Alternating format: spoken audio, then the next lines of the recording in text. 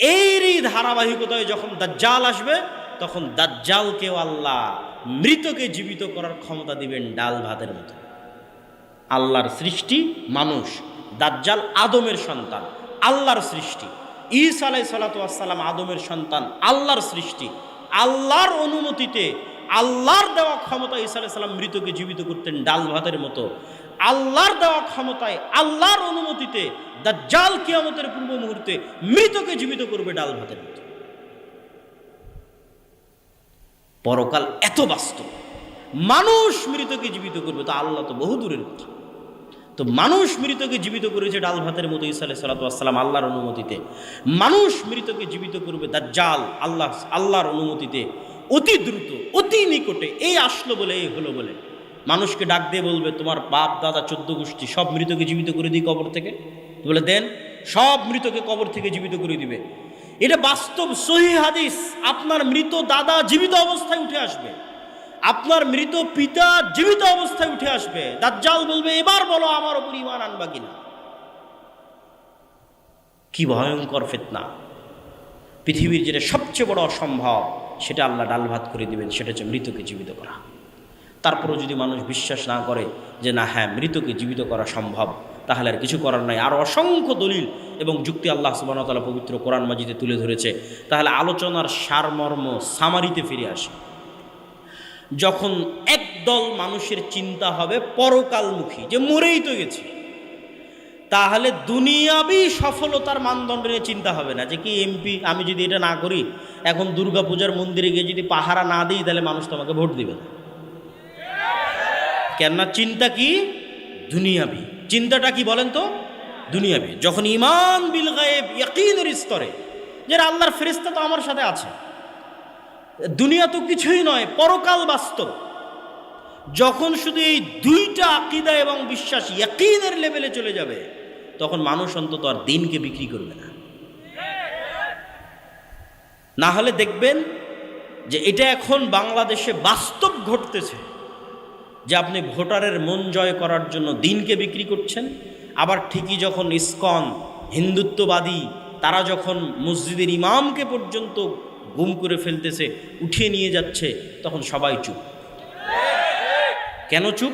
কেননা এখানে অন্যরা নাখোশ হবে, যারা নাখোশ হলে আমরা ক্ষমতা নাও পেতে পারি। তাহলে আমি বিশ্বাস করে ফেলেছি কি, যে ক্ষমতার উৎস তাদের কাছে। আর বিশ্বাস যদি মুসা আলাইহিস সালামের লেভেলের হয়, তাহলে কি বিশ্বাস হবে?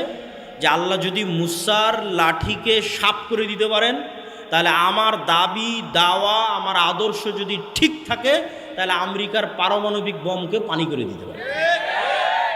দিতে পারে। অসম্ভব কিছু। কেননা মুসলমানদের কাছে পৃথিবীর সবচেয়ে শক্তিশালী জিনিস আছে, সেটা হচ্ছে সাউন্ড টেকনোলজি। এইটা এখনকার বিজ্ঞান এখন পর্যন্ত আবিষ্কার করতে পারেনি, করাও সম্ভব না। সাউন্ড টেকনোলজির কিছু জ্ঞান, ওমা উতীতুম মিনাল ইলমি ইল্লা কালিলা, কিছু জ্ঞান আল্লাহ সুলাইমান আলাইহিস সালামকে দিয়েছে। সাউন্ড টেকনোলজি কি কঠিন কিছু না। এই মাইকেরও কথা বুঝার ক্ষমতা আছে, মাইকের জীবন আছে, হায়াত আছে, সে কথা বুঝে। পৃথিবীর প্রত্যেকটা জিনিসের কথা বুঝার ক্ষমতা আছে। আমরা জানি না কি বললে সে বুঝবে। সুলাইমান আলাইহিস সালামকে আল্লাহ শিখাইছিলেন যে গরুকে কি বললে গরু বুঝবে, আর গরু কি বলছে তুমি কেমনে বুঝবে। পিঁপড়া কি বলছে ওইটা তুমি কেমনে বুঝবে, আর তুমি কি বললে পিঁপড়া কেমনে বুঝবে। পাখি কি বলছে তুমি কেমনে বুঝবে, আর তোমার কথা পাখি কেমনে বুঝবে। এই কথা আল্লাহ কাকে দিয়েছিলেন? এই জ্ঞান সুলাইমানকে দিয়েছিলেন। সাউন্ড টেকনোলজির কিছু জ্ঞান আল্লাহ সুলাইমানকে দিয়েছিলেন। সাউন্ড টেকনোলজি কি, আরও সারমর্ম করি। আল্লাহ সুবহানাহু ওয়া তাআলা সারা পৃথিবী সৃষ্টি করেছেন কুন ফায়াকুন, সব সৃষ্টি করেন আল্লাহ হাও হয়ে যাও, আওয়াজ দিয়ে। আওয়াজ পৃথিবীর সবচেয়ে পাওয়ারফুল জিনিস হচ্ছে আওয়াজ। আর সমগ্র পৃথিবী আল্লাহ ধ্বংস করে দিবেন আওয়াজ দিয়ে। ইসরাফিল যখন বাঁশিতে ফু দিবে, তখন আওয়াজ বের হবে। এই মাইকটাও ওই আওয়াজটা বুঝতে পারবে, এই আকাশ ওই আওয়াজ বুঝতে পারবে, এই সূর্য ওই আওয়াজ বুঝতে পারবে। আওয়াজ বুঝে সূর্য ভেঙে পড়ে যাবে, আকাশ আওয়াজ বুঝে ভেঙে পড়ে যাবে, আওয়াজে ভেঙে চূর্ণ বিচূর্ণ হয়ে যাবে। আওয়াজ হচ্ছে পৃথিবীতে সবচেয়ে পাওয়ারফুল। আর এখন পৃথিবীতে সবচেয়ে পাওয়ারফুল হচ্ছে ওয়েভ, লাইট, আলো। ওই ইরানের বিজ্ঞানীদের হত্যা করা হয়েছে, তারপরে কাতারে হামাসের নেতাদের হত্যা করা হয়েছে শুধু মোবাইল বিস্ফোরণের মাধ্যমে। তথা ইসরায়েল থেকে এমন টপ টেকনোলজির ওয়েভ নির্গত করা হয়েছে, এই মোবাইল সেই ওয়েভটা বুঝে, আমার মোবাইলও বুঝে। ওই ওয়েভ রিসিভ করা মাত্রই মোবাইল বিস্ফোরণ হয়ে যায়। ওয়েভ রিসিভ করার মতো বোঝে। তাহলে ওয়েভ যেমন এই মোবাইল রিসিভ করতে পারে, এই মোবাইল আওয়াজও বুঝে, সে আওয়াজ আমি জানি না।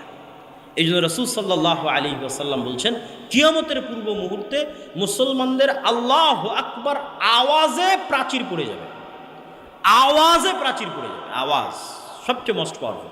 এই জন্য কোরআন আওয়াজ। কোরআন কার আওয়াজ বলেন তো? আল্লাহর আওয়াজ। আল্লাহ সুবহানাহু ওয়া তাআলার কথার আওয়াজ আছে, সাউন্ড অফ আল্লাহ। আল্লাহ সুবহানাহু ওয়া তাআলার আওয়াজ হচ্ছে কোরআন। তাহলে পৃথিবীর সবচেয়ে শক্তিশালী টেকনোলজি মুসলমানদের কাছে আছে, কিন্তু ওইটার উপর ঈমান ইয়াকিন মুসলমানদের নেই। তখন মুসলমানেরা কম্প্রোমাইজ করতেছে। এই কম্প্রোমাইজের রাস্তা দিয়ে কোনোদিন দিন প্রতিষ্ঠা হবে না। আল্লাহর জমিনে আল্লাহর ঈমান বিল গায়বের উপর ইয়াকিনের মাধ্যমে, কোরআনের প্রত্যেকটা আয়াতের উপর ইয়াকিনের মাধ্যমে বিজয় অর্জন হবে। তাতে শক্তিশালী ব্যক্তি ফিরআউনের চেয়েও যদি শক্তিশালী হয়। আল্লাহ সুবহানাহু ওয়া তাআলা আমাদের কবুল করুক, আল্লাহুম্মা আমিন। আমাদের ঈমানকে আল্লাহ সুবহানাহু ওয়া তাআলা মজবুত করে দিক, আল্লাহুম্মা আমিন। ওয়া আখিরু দাওয়ানা আনিল হামদুলিল্লাহি রাব্বিল আলামিন। আসসালামু আলাইকুম ওয়া রাহমাতুল্লাহি ওয়া বারাকাতুহু।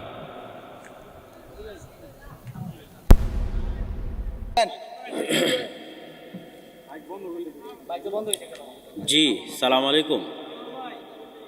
ওইটাই দেন, চালু হয়েছে মনে হয় মাইকের। আচ্ছা, কিছু প্রশ্ন। এআই কি? আর্টিফিশিয়াল ইন্টেলিজেন্স, এটা হচ্ছে পূর্ণরূপ, মানে কৃত্রিম বুদ্ধিমত্তা। এগুলোও ছোট ছোট এআই, কিন্তু পরিপূর্ণ রূপে নয়। এগুলোর চাইতে আরও বেশি আপডেট লেভেলের কৃত্রিম বুদ্ধিমত্তাই হচ্ছে এআই। মানুষ এমন যন্ত্র তৈরি করছে যে যন্ত্র নিজেই কিছু কাজ করতে পারে, যেটা মানুষই তাকে শিখাচ্ছে, সেটাই হচ্ছে এআই।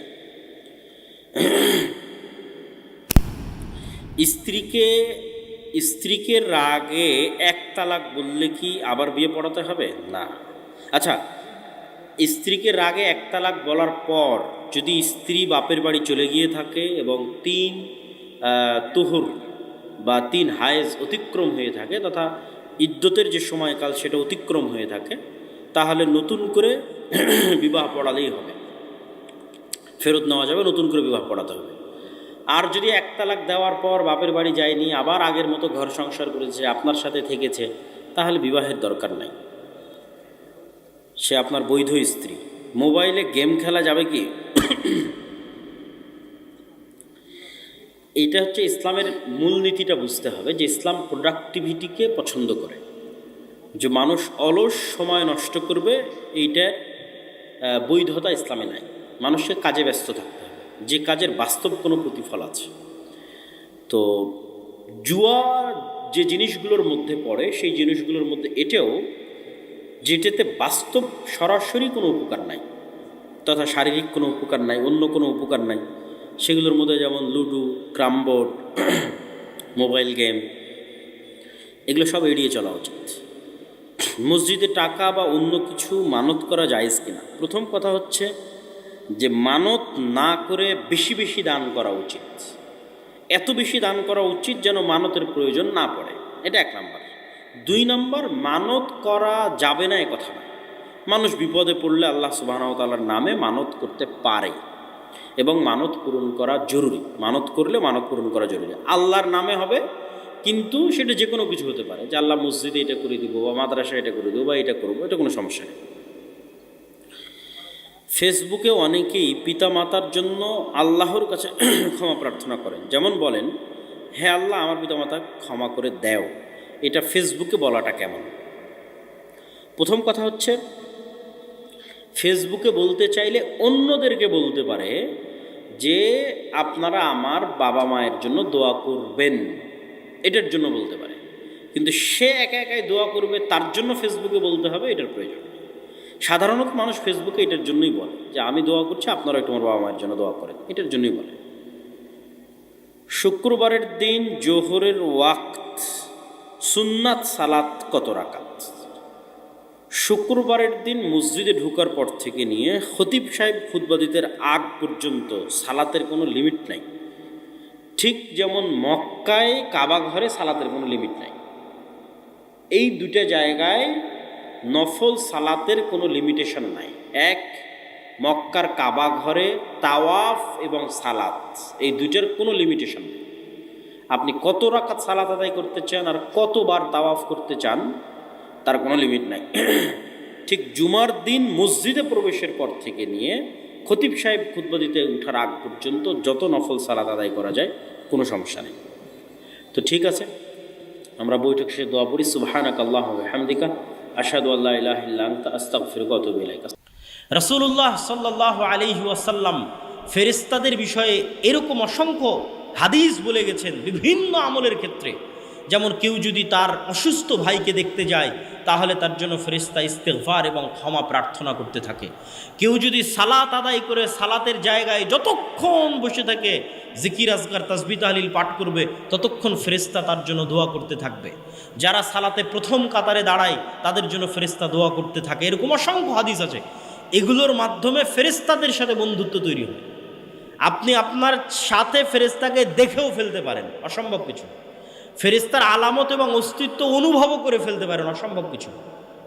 রাসূলুল্লাহ সাল্লাল্লাহু আলাইহি ওয়াসাল্লামের একজন সাহাবী রাতের বেলা কোরআন তেলাওয়াত করতেছে, সহিহ হাদিস। তো ঘোড়ার আস্তাবলের পাশে কোরআন তেলাওয়াত করতেছে। তো কোরআন তেলাওয়াতে ঘোড়া এমনভাবে লাফানো শুরু করেছে যে ওই সাহাবী বলছে যে আমার বাচ্চার উপর ঘোড়া উঠে যেতে পারে, এই ভয়ে আমি তেলাওয়াত বন্ধ করে দিলাম। ঘোড়া যখন থেমে গেল আবার তেলাওয়াত শুরু করলাম, আবার থামিয়ে দিলাম, আবার তেলাওয়াত শুরু করলাম। 3 বার এই ঘটনা ঘটার পর আমি আর তেলাওয়াত করলাম না। পরের দিন রাসূল সাল্লাল্লাহু আলাইহি ওয়াসাল্লামকে এসে বললাম ঘটনা এই। রাসূল সাল্লাল্লাহু আলাইহি ওয়াসাল্লাম বললেন, তোমার তেলাওয়াতে ফেরেশতারা একত্রিত হয়েছিল। আল্লাহু আকবার। ওই ফেরেশতাদেরকে ঘোড়া দেখতে পাচ্ছিল, এই জন্য সে লাফাচ্ছিল। তুমি যদি সকাল পর্যন্ত তেলাওয়াত অব্যাহত রাখতে তাহলে মানুষরাও ফেরেশতাদেরকে দেখে নিতে পারত। তাহলে ফেরেশতার অস্তিত্ব আপনি বাস্তবেও দেখে ফেলতে পারবেন, অস্বাভাবিক কিছু না। কিন্তু ওই লেভেলের আমল লাগবে, ওই লেভেলের ঈমান লাগবে ফেরেশতার অস্তিত্ব দেখার জন্য। সম্মানিত উপস্থিতি, আজকের বক্তব্যের শেষের দিকে চলে এসেছি। আপনাদের ধৈর্যচ্যুতি ঘটার আগেই বক্তব্য শেষ করব। অতএব অনুরোধ করব, যারা বসে আছেন তারা হাঁটা চলা উঠা বসা না করে মনোযোগের সাথে ন্যূনতম যতটুকু এই বক্তব্য থেকে আপনাদের উপকার হবে সেই উপকার গ্রহণ করার চেষ্টা করুন। আমরা আলোচনা করছি ঈমান বিল গায়েব, অদৃশ্যের উপর বিশ্বাস। চোখে দেখা যায় না এমন জিনিসের উপর বিশ্বাস। তো চোখে দেখা যায় না এমন জিনিসের একটা বড় আল্লাহ ঈমানের লিস্টে আল্লাহর পরে 2 নম্বরে রেখেছে কাদেরকে? মালায়েকা, ফেরেশতাদেরকে। আল ঈমান বিল মালায়েকা। রাসূল সাল্লাল্লাহু আলাইহি ওয়াসাল্লাম বলছেন, দাজ্জাল সমগ্র পৃথিবীতে বিচরণ করবে, কিন্তু মক্কা মদিনায় যখন প্রবেশ করতে আসবে তখন মক্কা মদিনার প্রত্যেকটা দরজায় উন্মুক্ত তরবারি হাতে ফেরেশতাদেরকে পাবে। তো ফেরেশতাদের অস্তিত্ব ভুয়া না বাস্তব অস্তিত্বশীল? বাস্তব অস্তিত্বশীল, ভুয়া নয়। এবার দ্বিতীয় আর একটা ঈমানের সংক্ষিপ্ত কথা বলবো, আল ঈমান বিল আখিরাহ, পরকালের উপর বিশ্বাস। আমরা মুখে বলি যে আমরা পরকালে বিশ্বাস করি, বাস্তবে কেউ পরকালে বিশ্বাস করে না। পরকালের বিশ্বাস ইয়াকিনের লেভেলে নয়। ফলত দেখবেন বাস্তব জীবনে আমরা সকল সিদ্ধান্ত দুনিয়াকে কেন্দ্র করে গ্রহণ করি। একজন 5 ওয়াক্ত নামাজি ব্যক্তিও দুনিয়াকে কেন্দ্র করে সিদ্ধান্ত গ্রহণ করে। একজন সিয়াম পালনকারী ব্যক্তিও দুনিয়াকে কেন্দ্র করে সিদ্ধান্ত গ্রহণ করে। কেননা তার পরকালের উপর বিশ্বাসের মাত্রা ইয়াকিনের লেভেলে নয়। যে পরকালের জীবন প্রকৃত জীবন, দুনিয়ার জীবন কোনো জীবন নয়, এবং পরকালে আল্লাহ আমাদের পুনরায় জীবিত করবেন, এই বিশ্বাসের মাত্রা যে যেন কিয়ামত হয়ে গেছে, যেন আমরা মৃত্যুবরণ করেছি অতীতকাল। আল্লাহ সুবহানাহু ওয়া তাআলা কোরআন মাজিদে কিয়ামতের কথা বলতে গিয়ে বহু জায়গায় অতীতকালের কথা বলেছে, যে কিয়ামত সংঘটিত হয়ে গেছে, হবে এটা না। আব্দুল্লাহ বিন আব্দুর রাজ্জাক আজকের প্রোগ্রামে আসবে এটা সন্দেহযুক্ত। নাও আসতে পারি, নাও আসতে পারতাম, কিন্তু এখন আব্দুল্লাহ বিন আব্দুর রাজ্জাক এই প্রোগ্রামে এসে গেছে, এটা সন্দেহ না, এটা নিশ্চিত, নিশ্চিত। তো আল্লাহ বলছেন তোমরা বিশ্বাস করো। মানুষ কিন্তু বিশ্বাস করে এই লেভেলে, আমি মনে হয় মারা যাব, সবাই তো মরছে, আমিও মারা যেতে পারি, হয়তো কিয়ামত হবে, হয়তো জান্নাত এবং জাহান্নামে যাব, এই লেভেলের বিশ্বাস করলে আপনি কোনোদিন সঠিক সিদ্ধান্ত নিতে পারবেন না। আপনার বিশ্বাসের লেভেল নিয়ে যেতে হবে, মুসলমানদের বিশ্বাসের লেভেল নিয়ে যেতে হবে যে মৃত্যু হয়ে গেছে, আমি মারা গেছি। এটা কল্পনা করা কঠিন কিছু নয়। দেখেন আজকে 2025 সাল, আমরা এখানে যদি গড়ে 20, 30, 40 বছরের মানুষ বসে থাকি, তাহলে 2100 সালে, 2099 সালে আমরা কেউ পৃথিবীতে নেই, কেউ নয়। তাহলে এখন পৃথিবীতে 2100 সাল চলতেছে, আমরা সবাই পৃথিবী থেকে বিদায় নিয়েছি। অন্তত এখানে যতজন উপস্থিত আছে কেউ নাই পৃথিবীতে, সবাই পৃথিবী থেকে বিদায় নিয়েছে অতীতকাল। এবং কিয়ামত সংঘটিত হয়ে গেছে, হবে, এটা আবার কি হয়ে গেছে সংঘটিত। কবর এবং কিয়ামতের মাঠের বিচার সব সম্পূর্ণ হয়ে গেছে। এখন আমরা জান্নাতে অথবা জাহান্নামে আছি। জাহান্নামের কথা বাদ দিলাম, আল্লাহ আমাদের জাহান্নাম থেকে হেফাজত করুন, আল্লাহুম্মা আমিন। মনে করেন জান্নাতি আছে, এখন জান্নাতের সর্বনিম্ন স্তর যেটা আল্লাহ সুবহানাহু তাআলা ধরেন আমাদেরকে জান্নাতের সর্বনিম্ন স্তরে দিয়েছে। এখন জান্নাতের সর্বনিম্ন স্তরই ধরেন গোটা আসমান এবং জমিনের সমান, আল্লাহু আকবার। তো জান্নাতের সর্বনিম্ন স্তরে গিয়ে জান্নাতীর আফসোস, জান্নাতের সর্বনিম্ন স্তরে গিয়ে জান্নাতীর আফসোস। পৃথিবীতে আপনি যদি স্তরের পার্থক্য বুঝতে চান, কিভাবে বুঝবেন? যখন ট্রেনে সফর করেন, AC seat, AC berth, non AC, আর একদম স্ট্যান্ডিং টিকিট, দাঁড়ানো, কোনো সিটি নাই, এটা হলো স্তর। একজন টিকিট নিয়েছে দাঁড়িয়ে যাবে, একজন টিকিট নিয়েছে বসে যাবে কিন্তু নন এসি, একজন টিকিট নিয়েছে বসে যাবে কিন্তু এসি, আর একজন টিকিট নিয়েছে শুয়ে যাবে, এসি বার্থ, স্তরভেদ। আপনাদের এখানে পুরো গ্রামে অসংখ্য বাড়ি আছে, কোনো বাড়িতে ফ্যান আছে, কোনো বাড়িতে এসি আছে, কোনো বাড়িতে ফ্যানও নাই, এসিও নাই, কারেন্টও নেই, কোনো বাড়ি মাটির, কোনো বাড়ি পাকা, কারো বাড়ি বড়, কারো বাড়ি ছোট, কারো বাড়িতে টয়লেট আছে, হাই কোমোট, লো কোমোট, অসংখ্য স্তরভেদ। তো দুনিয়ার স্তরভেদের চাইতে জান্নাতের স্তরভেদের পার্থক্য এত বেশি হবে যে জান্নাতের স্তরভেদের কারণে জান্নাতীদের মধ্যে যে আফসোস তৈরি হবে তার একটা স্তরভেদ বলি, সেটা হচ্ছে আল্লাহ সুবহানাহু তাআলার দর্শন। সর্বোচ্চ স্তরের জান্নাতীরা যারা হয়তো মুহাম্মদ সাল্লাল্লাহু আলাইহি সাল্লামের সাথে থাকবে, তারা হয়তো সব সময় আল্লাহর সাথেও থাকবে, তথা আল্লাহ সুবহানাহু তাআলাকে সব সময় দেখবে। তারপরের স্তরের জান্নাতীরা হয়তো আল্লাহ সুবহানাহু তাআলাকে মাসে দেখতে পারে, সপ্তাহে দেখতে পারে। তারপরের স্তরের জান্নাতীরা হয়তো আল্লাহ সুবহানাহু তাআলাকে কয়েক বছরে দেখতে পারে। আর আমরা হয়তো যেই সর্বনিম্ন স্তরে আছি, সেই সর্বনিম্ন স্তরে হাজার বছরে, লক্ষ বছরে হয়তো একবার আল্লাহ সুবহানাহু তাআলাকে দেখা যায়। তো হাজার এবং লক্ষ বছরে যখন একবার আল্লাহ সুবহানাহু তাআলাকে দেখা যায়, তারপরে যখন আর আল্লাহ সুবহানাহু তাআলাকে দেখা যায় না, তখন ওই জান্নাতীর অন্তরে যে আফসোস তৈরি হবে যে দুনিয়াতে যদি আর একটু জিকির করতাম, আর একটু আল্লাহ সুবহানাহু তাআলাকে স্মরণ করতাম, তাহলে হয়তো আজকে আরেকটু উপর লেভেলের, আরেকটু উপরের স্তরের জান্নাতে থাকতাম। কল্পনা হবে অতীতকাল, এটা সত্য, এটাই সত্য। কিভাবে সত্য? আল্লাহ সুবহানাহু তাআলা যে আপনাকে জীবিত করতে পারবে তার অসংখ্য প্রমাণ আল্লাহ সুবহানাহু তাআলা দিয়েছে। এটা যখন আরেকদিন এটার উপর বিস্তারিত আলোচনা করব যে পরকাল কেন সম্ভব, কিভাবে সম্ভব, সেই দিন বলবো। আজকে শুধু একটা পয়েন্ট বলি যে পুনরুজ্জীবন সম্ভব, পুনরায় মানুষকে মরার পরে জীবিত করা সম্ভব। তার এক নম্বর প্রমাণ হচ্ছে আল্লাহ মৃত্যুর পর জীবিত করাকে এই আধুনিক যুগ আসার আগেই ডাল ভাতে পরিণত করে দিয়েছে। কিভাবে ডাল ভাতে পরিণত করেছেন? কোরআন খুঁজলে অন্তত 10-এর কাছাকাছি ঘটনা পাওয়া যাবে যেখানে মৃতকে জীবিত করা হয়েছে, আর 2 জন মানুষকে মৃতকে জীবিত করার ডাল ভাতের মতো ক্ষমতা দেওয়া হয়েছে। আরও যদি আপনার কাছে সহজ করে বলি যে আজ থেকে 100 বছর আগে আমার কথা সরাসরি মানুষ আমেরিকা, ইংল্যান্ডে শুনবে, এটা মানুষ পাগল বলবে, যে পাগল বলতেছে, এখন ডাল ভাত হয়ে গেছে। মৃতকে জীবিত করা এই পৃথিবীতে ডাল ভাত হয়ে যাবে। মৃতকে জীবিত করা মানুষের জীবদ্দশায় ডাল ভাত হয়ে যাবে কিয়ামত হওয়ার আগে। মৃতকে জীবিত করা, মানুষ মৃতকে জীবিত করেছে আল্লাহর অনুমতিতেই করবে। আল্লাহ নিজে এই জন্য অনেক মৃতকে জীবিত করার ঘটনা কোরআনে উল্লেখ করেছেন, যে ঘটনাগুলো আল্লাহ বাস্তবে করেছে। ইব্রাহিম আলাইহিস সালাতু ওয়াস সালাম বলছে, আল্লাহ মৃতকে পুনরায় জীবিত করবে, এটা তো বিশ্বাস করি, ঈমান বিল আখিরা আছে, পরকাল হবে আছে, ইয়াকিনের স্তরে নাই, ইয়াকিন চাই যে পরকাল হবে। তাহলে ঠিক আছে, তোমাকে ইয়াকিন দিচ্ছি, 4টা পাখি নিয়ে আসো, 4টা পাখি জবাই করে গোস্ত মিক্স করে 4 পাহাড়ে ফেলে দিয়ে ওই 4টা পাখির নাম ধরে ডাকো। ইব্রাহিম আলাইহিস সালাম 4টা পাখি নিয়ে আসলো, 4টা পাখি জবাই করলো, গোস্ত মিক্স করলো, 4টা পাহাড়ে ফেলে দিয়ে পাখির নাম ধরে ডাকলো, পাখি উড়ে চলে আসলো। ইয়াকিন হয়েছে ইব্রাহিম যে আমি মৃতকে জীবিত করতে পারি, ইয়াকিন বাস্তবে চোখে দেখলো যে আল্লাহ মৃতকে জীবিত করতে পারে।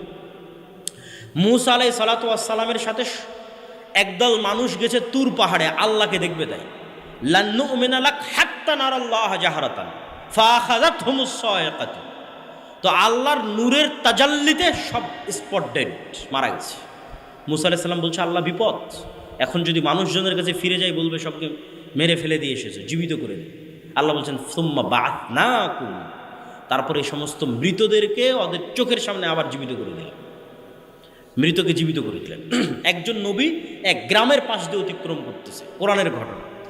তো ওই গ্রাম পুরো বিলীন হয়ে গেছে, গোরস্থান, বিশাল গোরস্থান, বিশাল কবরস্থান। নবী মনে মনে বলছে, নবীর মনের কথা, আল্লাহ কি আসলে মৃত ব্যক্তিকে জীবিত করতে পারবে? এই বিশাল গ্রাম ধ্বংস হয়ে গেছে, কেমনি এদের আল্লাহ জীবিত করবে? তো আল্লাহ স্পট ডেড নবীকে সাথে সাথে মৃত করে দিয়েছে। তখন 100 বছর পর নবীকে জীবিত করেছে। জীবিত করার পর নবীকে বলছে, তোমার খাবারের দিকে তাকিয়ে দেখো, খাবার নষ্ট হয় না। তোমার ঘোড়ার দিকে তাকিয়ে দেখো, ঘোড়া হাড় গোড় সব শেষ হয়ে হাড় হুড্ডি হয়ে গেছে, সে হাড় হুড্ডির উপর আমি গোস্ত লাগিয়ে ঘোড়াকে জীবিত করে দিলাম। আর তুমি বলো তুমি কতদিন মৃত অবস্থায় ছিলে? বলে আল্লাহ হয়তো 1 দিন অথবা হাফ দিন অথবা 2 দিন 3 দিন। তো বলে না, তুমি 100 বছর মৃত অবস্থায় ছিল। তো এখন 100 বছর মৃত অবস্থায় ছিল, খাবার একটুকু নষ্ট হয়নি, আবার ঘোড়ার হাড়গোড় হয়ে গেছে, আবার নবী বলছে আমি 1-2 দিন ছিলাম। এরকম সেম ঘটনা আসহাবে কাহাফের ক্ষেত্রে ঘটেছে। আসহাবে কাহাফের সূরা কাহাফ পড়লে কেন দাজ্জাল থেকে বাঁচা যাবে, সূরা কাহাফে এরকম 4টে ভয়ঙ্কর ভয়ঙ্কর ঘটনা আছে, যে ঘটনাগুলো দাজ্জাল এবং পরকালের সাথে কানেক্টেড। তো আসহাবে কাহাফে কী হয়েছে, 309 বছর তারা ঘুমন্ত ছিল, এক প্রকার মৃত ছিল, তাদেরকে আল্লাহ জীবিত করেছে। মূসা আলাইহিস সালাতু ওয়াস সালামের যুগে একজন ব্যক্তিকে আরেকজন ব্যক্তি হত্যা করে দিয়েছে। মূসা আলাইহিস সালামের কাছে বিচার নিয়ে এসেছে, মূসা আলাইহিস সালাম আল্লাহর সাহায্য চেয়েছে, আল্লাহ বলছে এইভাবে একটা গরু জবাই করো। বিভিন্ন প্রশ্ন, মূসা আলাইহিস সালাতু ওয়াস সালাম শেষ পর্যন্ত গরু জবাই করলেন, গরুর গোস্ত মৃত ব্যক্তির গায়ে লাগানো হলো, মৃত ব্যক্তি জীবিত হয়ে বলল উমুক আমাকে হত্যা করেছে। আচ্ছা, এগুলোতে গেল ইন্ডিভিজুয়াল 1-2 হালকা পাতলা ঘটনা। এবার চলে আসে ডাল ভাত। ঈসা আলাইহিস সালাতু ওয়াস সালাম, ডাল ভাত, মৃতকে জীবিত করা, 24 ঘন্টা। উমুক মারা গেছে, গায়ে হাত দিয়ে বিইজনিল্লাহ আল্লাহর নামে জীবিত হয়ে গেল। একটা মাটি নিয়ে এসছে, মাটির তৈরি, মাটি দিয়ে পাখির মতো আকৃতি তৈরি করেছে, বিইজনিল্লাহ ফু দিয়েছে, পাখি হয়ে আকাশে উড়ে চলে। ঈসা আলাইহিস সালাতু ওয়াস সালাম মৃতকে জীবিত করেছেন ডাল ভাতের মতো, এটাই তার মুজিজা, আল্লাহর অনুমতিতে। এবার আপনারা তো দেখছেন গত 100 বছরের সভ্যতা কিভাবে পরিবর্তন হয়ে গেছে, চেঞ্জ হয়ে গেছে সভ্যতা।